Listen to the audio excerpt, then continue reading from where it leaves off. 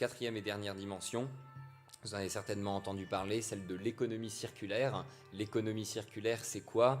C'est la capacité à ce qu'une activité émette un déchet, par exemple le bâtiment. Il se trouve que je peux prendre cet exemple parce que c'est celui qu'on va prendre. Et comment le déchet de ce bâtiment peut servir de ressource ou peut être revalorisé d'une autre façon. Voilà, comment des déchets peuvent être brûlés pour servir d'énergie. Voilà, comment est-ce qu'on peut créer une société avec le moins de déchets possible parce que réutilisés ailleurs. Et pour cela, ce sera l'Abbé, qui est une PME du territoire, une entreprise à mission également, avec David, qui nous introduira ces problématiques et vous challengera sur quelques défis. Donc, sur l'économie circulaire, je suppose que vous en avez déjà entendu parler. Donc, est-ce que l'un d'entre vous pourrait dire rapidement ce qu'il en a retenu et ce qu'il sait de l'économie circulaire? N'ayez pas peur, c'est pas noté. Ne me dites pas que personne d'entre vous n'en a jamais entendu parler. Non? Alors, l'économie circulaire, c'est quelque chose qui s'oppose à du linéaire. Bon. Donc, en fait, ça fait des boucles, alors que le linéaire, c'est un trait. L'économie linéaire, c'est quoi? Vous allez avoir une grosse excavatrice qui va prendre des ressources, du charbon, du métal, du pétrole, etc. On va transporter ça dans des usines, on va le transformer, on va en faire des matières premières, des matériaux intermédiaires, etc., des produits finis. On va le retransporter dans des lieux où, en particulier, tout ce qui est produit de consommation va être acheté. Le consommateur va l'emmener chez lui. Il va consommer son produit à domicile, brûler son carburant, boire sa bouteille de Coca-Cola, etc., etc. Et puis à la fin, le produit est épuisé ou ne fonctionne plus, etc. Donc on va le jeter. Donc là, vous avez bien cette dimension très linéaire qui, si on la prend un peu dans une dimension, vous faites des trous de plus en plus profonds pour extraire le maximum de ressources en espérant que ça ne s'arrête pas. Et de l'autre côté, vous avez à peu près le même volume de déchets qui s'accumulent. Et je suppose que là, vous avez déjà entendu parler des problèmes de déchets qui s'accumulent, que ce soit le plastique dans les océans, les déchets d'énergie électrique, etc., etc. Donc, effectivement, c'est un système qui n'a pas énormément d'avenir parce que ce trou-là, il y a des domaines où il se finit un peu, et là-bas, évidemment, on est noyé. Donc, on a dit, mais pourquoi continuer comme ça? On pourrait passer à des modèles qui seraient circulaires. Circulaire, ça veut dire quoi? C'est que, oui, certes, vous allez toujours avoir de la matière première, des matières intermédiaires, etc., etc. Mais vous avez un appareil, par exemple votre smartphone, vous avez cassé l'écran. Bon, vision linéaire, vous le jetez, vous en rachetez un autre. Surtout qu'en plus, Apple vous explique qu'il faut en changer tous les 6 mois. Vision circulaire, vous le faites réparer. Alors évidemment, il faut qu'il ait été conçu pour être réparé. Est-ce qu'on peut facilement remplacer la vitre, etc., etc. Je ne parle pas des batteries et autres. Donc le premier truc, c'est de dire si je peux l'emmener dans un atelier de réparation et qu'il me le répare, plutôt que d'en racheter un et de réalimenter cette ligne circulaire avec un nouveau téléphone, je vais simplement avoir besoin d'un écran supplémentaire. Et puis, je suis convaincu par Apple qu'il faut impérativement que j'ai 56 mégapixels au lieu de 45 pour mon appareil photo. Donc, je change. Qu'est-ce que je fais de celui que j'utilise plus? Je le jette. Nos placards et nos poubelles sont pleins de trucs. Et finalement, peut-être que ça intéresse quelqu'un de n'avoir que 45 mégapixels dans son écran. Donc, je permets qu'on le réutilise. Je le revends d'occasion. Bon, il y a des domaines, la voiture, tout le monde voit bien l'intérêt de la voiture d'occasion. Les vêtements, le téléphone, l'appareil ménager, tout ça, c'est moins naturel. Et puis, le produit en lui-même. Peut-être qu'il est vraiment en panne, etc. Mais à l'intérieur, il y a des composants. Il y a des boutons, il y a des... Voilà, vous pouvez le démonter, vous pouvez enlever les composants et vous pouvez réinjecter les composants dans des usines. Particulièrement si vous êtes dans de l'occasion, vous achetez des véhicules d'occasion, elles tombent en panne, vous n'allez pas mettre un moteur tout neuf sur une voiture qui a déjà 100 000 km. Ah oui, mais je récupère une pièce de moteur qui est elle-même usagée. C'est plus intelligent et je réemploie de la matière ou du composant utilement. etc., etc. Donc en fait, l'économie circulaire, c'est de faire des boucles où on réinjecte le plus tôt possible le produit, les composantes, des matières, etc. dans le circuit. La boucle ultime étant celle du recyclage. Alors le recyclage, vous aurez ceux qui sont encore réveillés parmi vous, je l'ai mis en plus petit et en grisé. Pourquoi? Surtout que c'est bizarre, c'est circulaire aussi. Le recyclage, on vous le présente toujours sous cette forme-là. Et si vous êtes attentif, le nombre de boîtes qui vous disent je suis circulaire, je recycle mes bouteilles de plastique », par exemple chez Coca-Cola, je suis dans l'économie circulaire parce que je recycle mes bouteilles de plastique. Ouais, alors, prenons justement la bouteille de plastique de Coca-Cola, emballage jetable. Vous avez bu votre bouteille, vous êtes à la plage, la collectivité locale n'a pas mis suffisamment de sacs de plastique, votre bouteille, elle tombe de la poubelle qui était trop remplie, une vague passe, pouf, et au bout d'un certain temps, vous le retrouvez dans l'estomac de poissons. On pense qu'il y a maintenant plus de matière plastique dans les océans qu'il y a de matière animale, de poissons et autres petits animaux. Alors vous le recyclez. Génial, bravo Coca-Cola. En admettant qu'il soit ramassé, il faut qu'il soit collecté. Qu'est-ce qu'on va faire du plastique? Le problème du plastique, c'est que c'est une matière, on ne fait pas du recyclage, on fait en anglais du downcycling, c'est-à-dire qu'une bouteille de plastique à contenance alimentaire, vous allez avoir beaucoup de mal à en faire une nouvelle bouteille en plastique à contenance alimentaire de bonne qualité. Donc certes, on peut mettre le logo du recyclage dessus, mais qu'est-ce qu'on fait de la matière première? Si on ne sait pas quoi faire de la matière première recyclée, oui, on a dit que c'était recyclable, mais on n'emploie pas la matière recyclée, ça part sans intérêt à la décharge de la même façon. Prenons le verre. Tout le monde boit de la bière, ou presque. C'est pareil. Heineken va vous dire « je recycle mes bouteilles ». Super. Donc en fait, si vous êtes curieux, vous regardez dans le débit de boisson, il y a une machine qui écrase les bouteilles pour que ça ne prenne pas trop de place. Ça passe en reverse logistique, c'est-à-dire que le camion qui apporte les bouteilles pleines, il va repartir avec du broyat de verre. Et puis ça va partir dans un endroit où on va réinjecter une chaleur énorme pour refaire du verre qu'on peut couler pour refaire une bouteille. Donc ce recyclage-là, c'est génial. Vous avez du coût de transport, le bilan environnemental de votre transport, la machine qui broie le verre, et vous réinjectez de l'énergie en face. Alors que vous prenez la bouteille, vous l'envoyez à la brasserie juste à côté, vous la lavez, vous remettez de la bière dedans. Ça, c'est la différence entre le recyclage et le réemploi. Donc, réemployer une bouteille pour la remplir de nouveau, c'est beaucoup plus intelligent que de la recycler, de la transporter et de consommer de l'énergie bêtement. D'où l'intérêt d'avoir ces boucles. Plus elles sont courtes, plus elles sont courtes, mieux elles sont. Moins de transport, moins d'énergie additionnelle. Bilan énergétique et environnemental bien meilleur. Et coût économique aussi. Oui, mais alors pourquoi Heineken ne se précipite pas là-dessus? Ah, parce que, évidemment, les grandes entreprises, elles sont fusionnées pour avoir des économies d'échelle, etc. Vous avez une usine Heineken qui irrigue l'ensemble de l'Europe. Donc, évidemment, ça n'a aucun sens d'aller dans le café, récupérer la bouteille et l'envoyer à Pétaouchnok en Europe pour qu'elle revoyage. Le coût logistique, le coût de la reverse logistique est bien trop élevé. Alors ça marche à condition que ce soit des bouteilles de petites brasseries locales, l'Alsace, la Belgique, les Pays-Bas, l'Allemagne. Là, vous avez du réemploi des bouteilles. On ne les recycle pas, on les réutilise. Et ça introduit une dimension importante, c'est la dimension territoriale. Dans la notion de circulaire, il y a la notion de territorial. Il ne faut pas que ça bouge trop loin, parce que sinon, ce n'est pas économiquement viable. Alors, si vous voulez une définition, ça c'est mon côté prof, vous maximisez la réparation, vous maximisez le réemploi des composants, des produits, des sous-produits de votre processus de fabrication. Et donc, vous allez consommer beaucoup moins de matière vierge. Vous allez être obligé de refabriquer beaucoup moins de choses, puisque vous travaillez avec un stock de trucs qui sont réutilisables. Alors, ça marche aussi pour le biologique. Le paysan industriel, avec son énorme porcherie qui fait bien des fluences, ça y est, il a trouvé la solution, il va faire du méthane avec.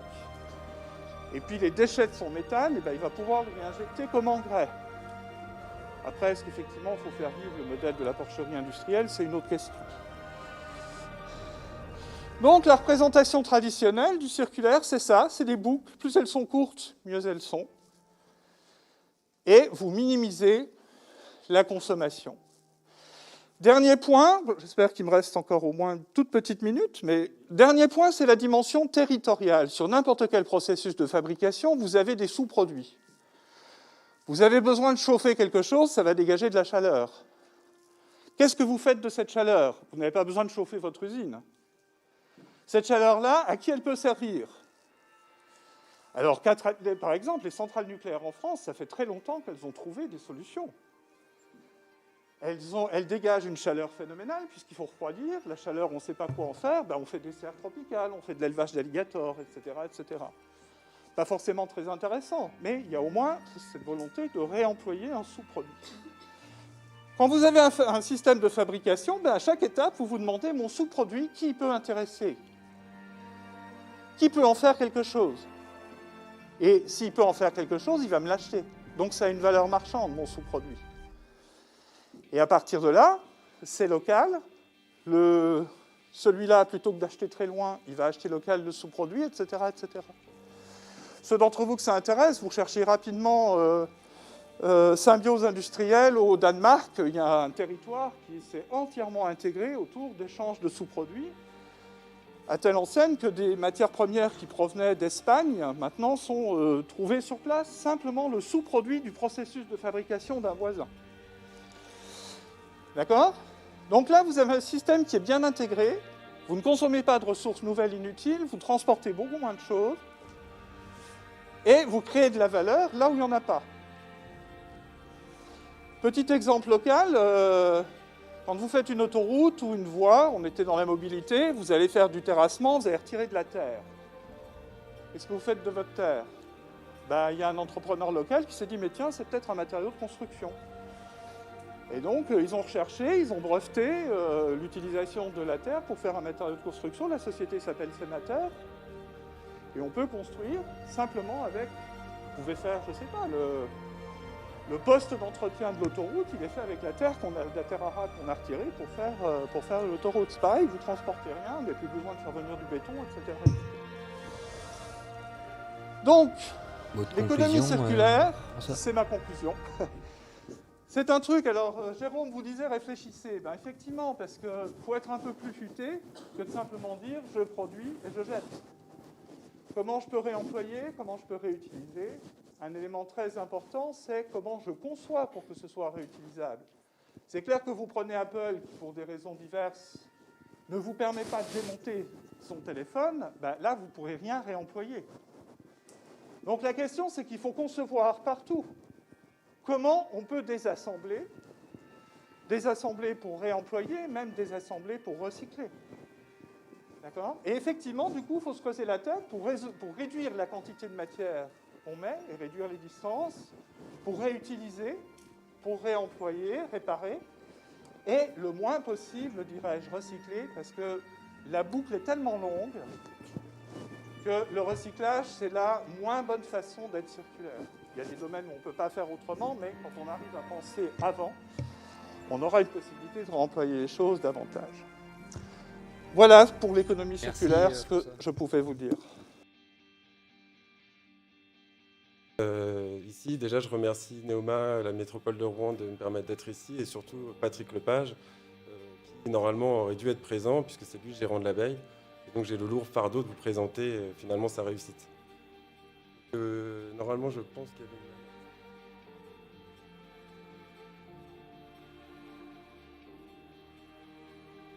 Évidemment, Patrick aussi remercie les institutions présentes, etc.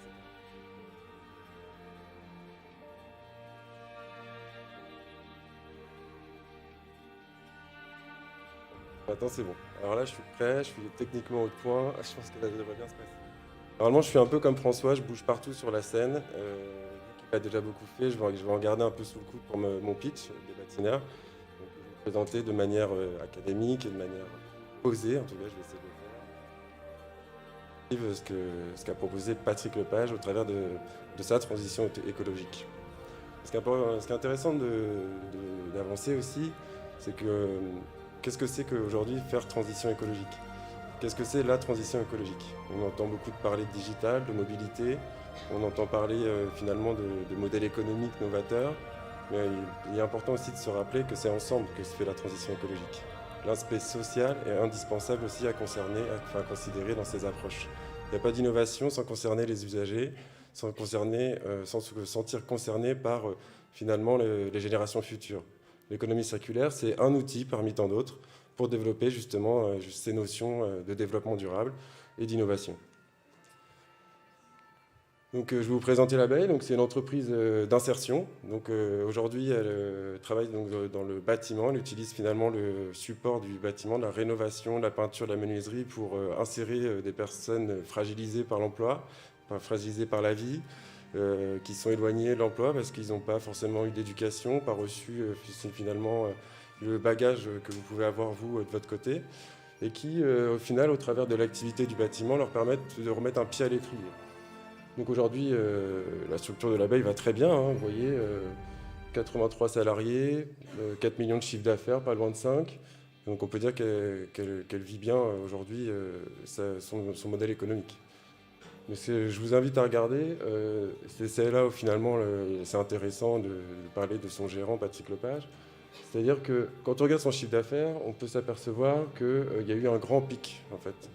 On peut voir au niveau de 2015, 2016, on a doublé le chiffre d'affaires et on est quand même sur une entreprise d'insertion sociale où finalement le cœur de l'activité est d'insérer des gens.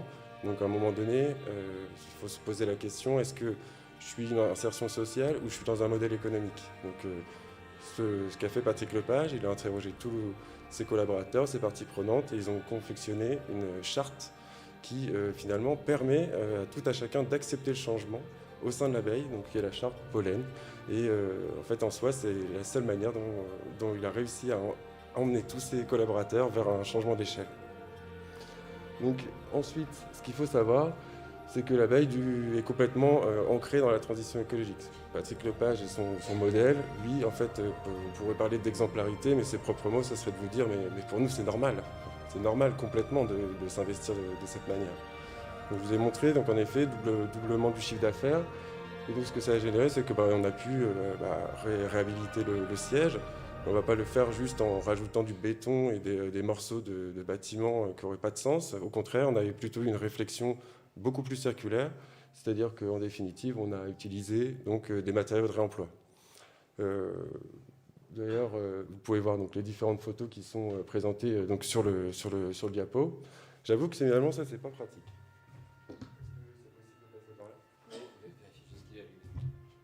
Allô? Donc voilà. Donc là, en fait, voilà, moi aussi, je suis quelqu'un qui bouge beaucoup. Et en fait, finalement, je me sens bien mieux quand je me présente devant l'auditoire pour présenter les choses.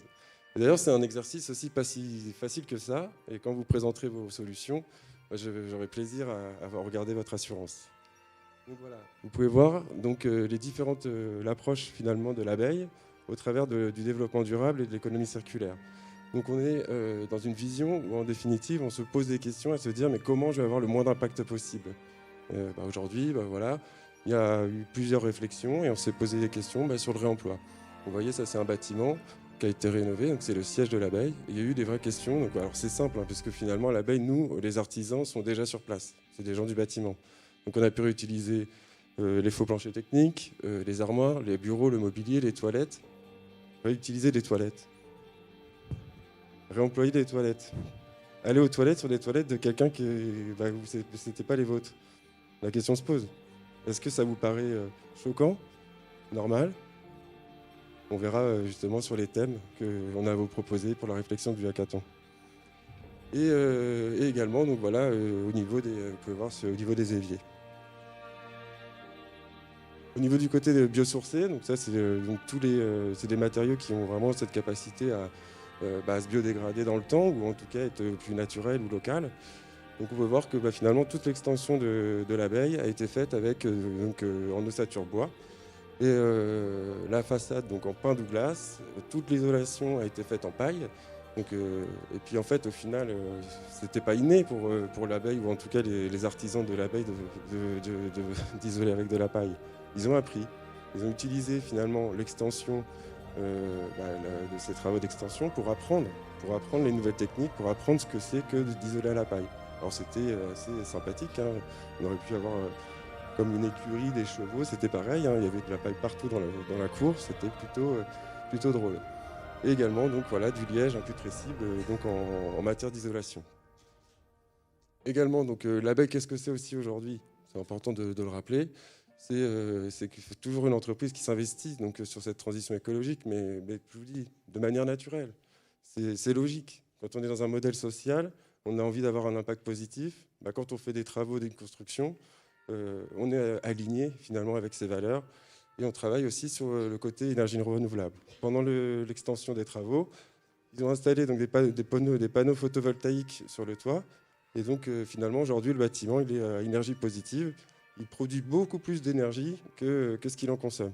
Et ça, la courbe que vous avez juste ici, en fait, ça stipule en gros que depuis le mois de mai là, de cette année, on a déjà produit beaucoup plus d'énergie qu'on en a consommé sur toute l'année. Donc ça, c'est un partenariat vraiment gagnant avec Enercop et Synergie. Donc voilà, un digne représentant de l'économie sociale solidaire que peut être l'abeille. Et sa grande qualité, c'est surtout de laisser la place aussi aux autres. Donc, ce qui fait qu'aujourd'hui, je suis devant vous en tant qu'entrepreneur pour les bâtiment, mais je ne suis pas le seul à avoir bénéficié finalement de cet avantage. Et peut-être que vous serez, vous, demain, les entrepreneurs sociaux de demain.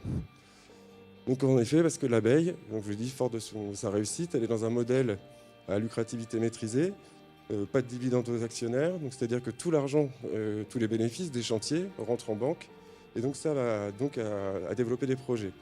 Donc le projet de l'extension, c'en était un. Il y en a eu un autre, qui celui-ci est en cours, qui est donc le projet Pollen. Le projet Pollen, c'est de se dire comment on va faire un écosystème d'entrepreneurs social solidaires où on va pouvoir finalement aller vers faire transition ensemble de manière simple, tout simplement. Et c'est aussi ça qui m'a vu en fait intégrer et créer finalement une entreprise à partir de plusieurs idées. L'idée de Pollen, c'est de mettre les profits de l'abeille, mutualiser en fait ce qu'il en est. Encore 2 minutes, sachant qu'ils ne savent pas ce que c'est les bâtiment et ce sera tout à l'heure le pitch. C'est le sujet. Donc voilà, donc en effet, il y a l'abeille qui rentre dans le pollen. Donc j'en parle parce que c'est quand même aussi ça, faire transition, c'est faire collaboration, c'est aussi participer ensemble. On parlait public-privé. En définitive, on en est bien là aujourd'hui, de trouver des moyens ensemble de se mutualiser pour faire transition. Donc ça, dans le niveau de l'innovation, c'est ça qui est intéressant. Et donc on ne sait pas ce qu'est les bâtiment, mais c'est un petit peu logique, puisque je voulais en garder un peu sous le coude pour le pitch. Mais en tout cas, les bâtiment, c'est une entreprise qui est aujourd'hui, dont je suis le gérant, et dont en fait j'ai bénéficié de l'investissement de l'abeille sur l'économie circulaire et la valorisation des déchets du bâtiment. Et c'est un peu des sujets sur lesquels j'ai envie de vous faire réfléchir moi aujourd'hui. C'est quel est le prix d'un toilette de réemploi? Est-ce que ça se fait de revendre un toilette d'ailleurs? Ou qu'est-ce qu'il faudrait faire pour revendre un toilette? La question se pose. Mais on peut aussi parler tout simplement de fenêtres, de portes, de faux plafonds, de planchers techniques. Et quels sont les freins juridiques par rapport à tout ça? Et donc c'est tout à fait les sujets sur lesquels en fait l'abeille, ATD Démolition et l'abri se sont posés des questions. Et d'où est naquis les bâtimeurs. Mais je vous laisse justement à ce niveau-là. J'espère que ce sera encore là pour le pitch. Donc aujourd'hui, de manière générale, connaissez-vous les déchets du bâtiment? Imaginez-vous combien de tonnes on est capable de produire en déchets du bâtiment? Non. Écoutez, vous décomplexez-vous, moi non plus. Il y a 1 an et demi, je ne savais pas du tout. Mais on en produit aujourd'hui 43 millions. 43 millions de tonnes, c'est beaucoup plus que les 37 millions des ordures ménagères que vous avez chez vous. Donc, en France, oui, tout à fait. Donc la question se pose à un moment donné, qu'est-ce qu'on fait de tout ça? Et aujourd'hui, c'est simple. On parle d'économie circulaire, on parle de transition. Je pense que chacun, autant que vous êtes... Quand vous étiez au Covid, bloqué chez vous, vous avez tous fait du rangement, vous avez regardé, vous avez réfléchi sur vous-même. Tout ça, c'est un avantage pour essayer d'améliorer finalement notre quotidien. Donc au final, 43 millions de tonnes, on a les 3/4, c'est du gros œuvre qui sont bien valorisés à 80%, et un quart qui reste, 11 millions de tonnes qui sont donc le second œuvre, et là on se retrouve à 40% de valorisation. Donc là on se retrouve avec finalement un gisement de produits qui est utilisable potentiellement et que pour l'instant on ne sait pas valoriser. Donc ça, c'est un premier élément. Deuxième élément, la pression réglementaire. Le secteur de la construction, aujourd'hui, est particulièrement impacté par l'évolution réglementaire et finalement, les taux se resserrent. La loi anti-gaspillage et économie circulaire fait qu'aujourd'hui, finalement, les déchets pour le bâtiment coûtent plus cher. Donc ça, c'est un deuxième argument. C'est de se dire aujourd'hui, parce que je suis censé moi aussi y arriver et trouver un modèle économique quand j'arrive à l'abeille, qu'est-ce que je vais faire de ces 11 millions de tonnes de déchets? Et ben nous, on a trouvé que chez nous, les bâtiment, on va être des spécialistes de la dépose et des spécialistes des pros de la gestion des ressources. Donc, je vais vous montrer un petit peu le modèle économique qu'on propose. J'espère que là, ça va bien y aller. Donc voilà.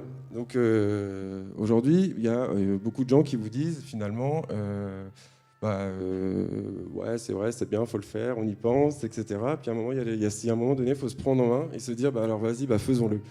Et donc c'est un peu ce que nous, on s'est dit aujourd'hui. Donc moi, dans un premier temps, je me suis dit, moi aussi, je peux peut-être créer un cabinet de consulting en économie circulaire, prendre mes bagages scolaires. Et en fait, en définitive, il y avait déjà 2 bureaux d'études en Normandie. Donc du coup, qu'est-ce que je me suis dit? Je me suis dit, moi, je vais le faire. En fait, je me suis rendu compte, finalement, sur la métropole Normandie, et de toute manière, dans le secteur de la construction, il était nécessaire d'accompagner, finalement, les acteurs, les métropoles, les collectivités, comme les bailleurs sociaux, à entamer ces démarches d'économie circulaire dans le bâtiment, car au final, on est tous au même niveau à ce niveau-là. Donc du coup, on a proposé un modèle. Aujourd'hui, nous, on est des spécialistes de la dépose. Tellement c'est innovant que personne ne comprend ce que je raconte quand je dis ça dans le bâtiment. J'ai inventé un nouveau métier dans le bâtiment, qui est ceux qui déposent. Nous, on dépose, on ne fait rien, on ne construit pas, on ne monte pas de murs, on ne monte pas de fenêtres, on dépose juste les éléments, et après, on gère les ressources. Donc comment on les gère, les ressources? Pour améliorer ces 43 millions de déchets qui sont valorisés, disons 11 millions sur le second œuvre, juste à 40%. Déjà, il faut savoir bien les déposer, donc c'est un métier. Il faut aussi avoir des filières pour pouvoir réussir à réemployer des fenêtres, des portes, du parquet et des toilettes. C'est bien ça que je disais tout à l'heure. Donc, vis-à-vis de ça, ce qui est intéressant, c'est qu'aujourd'hui, j'ai commencé les chantiers depuis un certain moment. Donc, je sais que pour l'instant, c'est assez flou. Je n'ai pas mis d'image volontairement, mais je vous donne quand même les résultats de ce que j'ai accompli. Vous voyez, les bâtiment, c'est un modèle viable. Donc, j'ai cherché, on l'a trouvé. Aujourd'hui, ça marche bien. Tellement innovant que les gens ne comprennent pas ce que je fais. Mais c'est pas grave. Ça viendra, ça sera l'innovation l'année prochaine. Donc sachez qu'aujourd'hui, sur mes 7 chantiers, donc en gros, ça représente une superficie de 5700 m², j'ai réussi à éviter 36 tonnes de déchets. J'ai sorti 36 tonnes de labenne. Donc des dalles gravillonnées, des portes, du parquet, des fenêtres. Et quoi d'autre? Ça, c'est peut-être vous qui nous direz demain comment on va réussir à sauver encore plus de déchets. 152 heures, 1592 heures d'insertion, parce que oui, finalement, moi je viens de l'abeille et le modèle ESS me convient très bien. Et il s'avère qu'en plus que pour déposer quoi que ce soit dans un bâtiment, il n'y a pas besoin d'avoir un bac+12. Ça facilite aussi le travail et l'emploi pour les personnes qui sont éloignées et sans grand bagage. Et également, j'en suis déjà un petit chiffre d'affaires de 91 000 €, 7 chantiers, ça c'est mon bilan sur 10 mois. Et également, j'ai mis un petit peu en stock, évidemment, un stock donc, qui me permet aujourd'hui d'avoir un petit peu plus loin sur la massification des matériaux. Et puis en plus de ça, dans les 2 mois à venir, la réalité c'est que octobre-novembre, j'ai 4 chantiers qui sont planifiés pour à peu près une hauteur de 64 000 €. Donc vous voyez, c'est une affaire qui tourne a priori. Ça se passe pas trop mal, mais ça nécessite quand même un sacré investissement personnel où finalement j'ai choisi de relever mes manches, d'aller sur le terrain et ne pas rester dans mon bureau, essayer de faire de la digitalisation ou quelque chose qui ne me permettait pas non plus de m'exprimer. Un petit peu d'image, quand même, c'est nécessaire. Donc, comme je vous disais, on fait du curage de bâtiments, on ne fait que ça. Donc, nous, on fait du tri à la source. Vous voyez, vous connaissez le tri chez vous. Moi, je prends les bâtiments, je les trie, je les décompose et je fais en sorte qu'en fait, ça soit orienté vers les bonnes filières. Vous avez quelques images, des grosses bennes de plâtre, de la ferraille, on optimise les bennes. Vous voyez, c'est ça ce que font les bâtiment au quotidien. Et on ne fait pas que du déchet finalement, on fait aussi du détournement d'usage. On récupère donc des baignoires qu'on arrive à revaloriser en jardinière, mais c'est toujours ça à l'opportunité et aussi à la créativité, c'est-à-dire qu'il est toujours nécessaire aujourd'hui de s'appuyer sur le territoire, les artisans, les créateurs, vous peut-être, qui êtes capable, peut-être que vous êtes en train de faire des travaux, vos parents, vos familles, qui peut-être que vous n'avez pas particulièrement de soucis financiers, mais il y en a d'autres qui en ont, qui ne peuvent pas finir leur projet parce qu'en fait aujourd'hui le coût des matériaux est de plus en plus cher. Nous, déposer, ça a un coût, ça a un prix, mais en soi, on peut se permettre des prix solidaires. Donc voilà, vous avez quelques exemples. Le réemploi de fenêtres qui ont été repositionnées sur une vitrine au hangar 0. toute une palette de bois qui sont devenus aujourd'hui des composteurs, des bacs à compost sur une commune. Et aussi, finalement, on a réellement fait des cas de réemploi de matériaux réels. Donc, notamment des dalles gravillonnées, 19 tonnes sorties d'un chantier sur une résidence de personnes âgées, avec des photos finalement de particuliers qui nous ont renvoyé le résultat, donc c'est toujours aussi sympa. Et également donc, vraiment des fenêtres et des verrières réutilisées telles quelles. Donc nous on développe surtout donc, un accompagnement social, de l'insertion, et aussi finalement de l'accompagnement des entrepreneurs sociaux et des entrepreneurs tout court en définitive. Aujourd'hui le gisement ce n'est pas un problème, la question elle est plutôt qu'est-ce qu'on va en faire. Donc finalement par rapport à notre question et au thème pour l'hackathon, c'est plus finalement où ou quand, c'est plutôt comment et avec qui.